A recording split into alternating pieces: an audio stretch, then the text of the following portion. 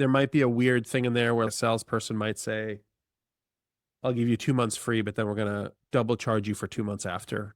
Weird stuff. Like that's where those systems break down. I think the future is going to be very unlimited and people are going to be able to be creative in their pricing and they're just going to make up whatever they make up in their head and it's just going to become that. And there are a lot of startups in Silicon Valley that just have that problem where they'd have a sales team that is just doing really complex sales deals. And the sales team, they just throw the signed document over to somebody to charge. Sometimes it's just the founder and it's a nightmare. So Yeah. it's really like strenuous and hard and whatnot to do the billing.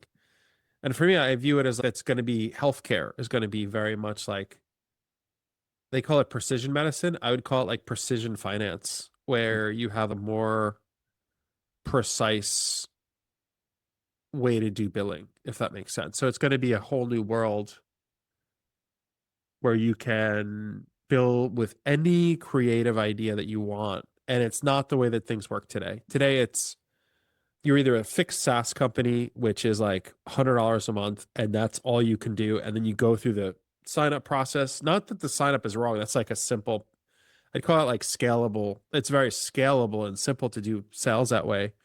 But when you have a product and you have one customer come in who have $1 billion in revenue, and then you have another customer come in who has $50,000 in revenue, maybe you should charge differently. Like I think it was Uber that coined this thing called surge pricing.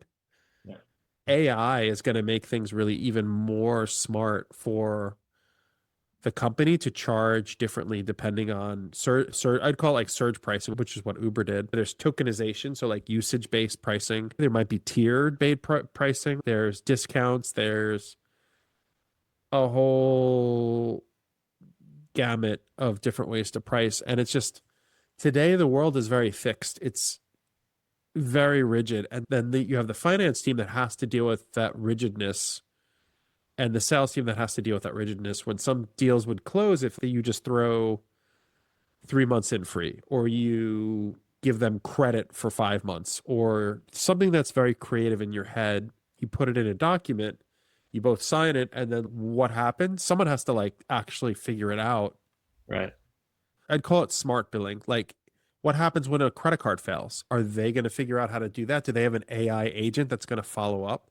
Building out agents that take care of the customer are really important. So that's the future that we envision, but also we call it like building blocks. We want to build blocks, concept blocks, where this customer wants this way that they bill. This customer wants this way that they bill. This customer wants this way that they bill. It's very rigid. It's very hard to create hyper creative experiences. Like when you go to apple.com, they have really beautiful like movement and it's very bespoke for them for apple.com. So like we want to create that bespoke experience for anyone who's using JustPaid. I see a future of payments is going to change. There'll be surge pricing, there'll be token-based pricing, there'll be tracking all of this stuff. You'll have to charge like differently for every different thing. There'll be tiers and all this different stuff. So going on and on, but the long-term vision is everybody needs to take payments, right? Everybody needs to take a payment. So it's going to be a whole new world where people are going to accept these payments. I want that simple base case to be there also, but it's going to be easy. But when you tell your sales team, we want to make $50,000 in sales this month, some of those sales are going to be strange. They're going to happen in a different way. It's can you create contract AI, which understands contract? Can you create reminder AI, which reminds customers? Can you create follow-up AI that creates follow-up? You want to have all these building blocks. And then you give it to like the accounting force out there. You give it to like the finance teams and the founding teams. They can build their product with less burden of the revenue coming in because it'll just be coming in with the AI helping. It's like self-driving cars. It's like you need people involved. It's just going to be less stressful on them because they're going to look at the AI agents and the agents are going to say, these 75 people haven't paid this month. How should I handle it?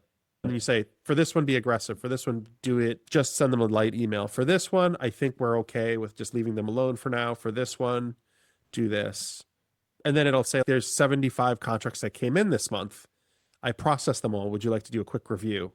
And then here's one highlight that I'm unsure of. What would you like to do? And then the accountant would say, okay, this looks good to me, approved.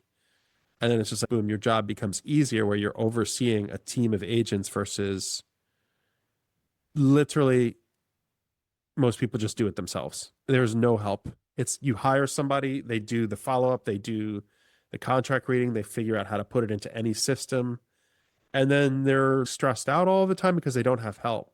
It gets worse as you get bigger because you negotiate contracts with other companies, and in those contracts you have to like bill properly.